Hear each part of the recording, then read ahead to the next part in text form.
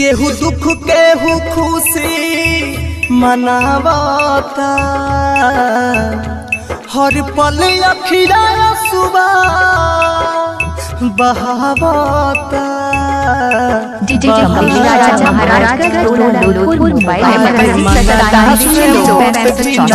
आवता हरे मंगला से मौत भी ना आवता, एगो पगली के याद तारा पावता।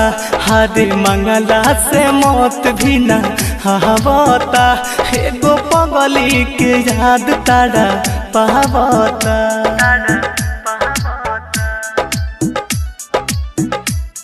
डीजे कमलेश राजा लोधपुर, डीजे कमलेश राजा लोधपुर, डीजे कमलेश राजा खाई तो असर न कहतावे, होकर के देखे लाजिव हरतावे।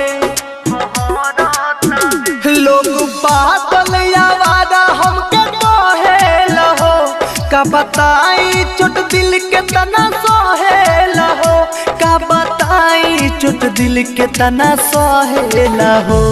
कहाँ गइल खबर ना केहू बतावता, कहाँ गइल खबर ना केहू बतावता, एगो पगली के याद तारा पावता।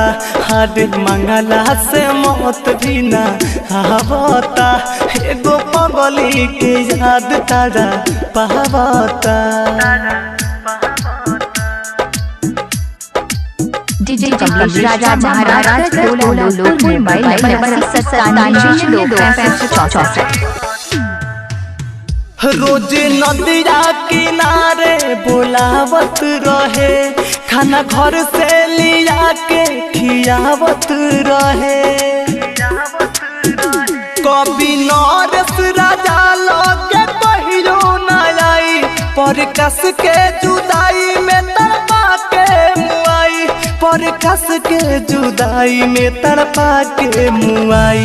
दिल रो रो के हालई सुनावता, पर कस राज रो के हाल सुनावता, एगो पगली के याद तारा पावता। हर मंगला से मौत भी ना आवता, एगो पगली के याद बड़ी मोबाइल नंबर 8097026564।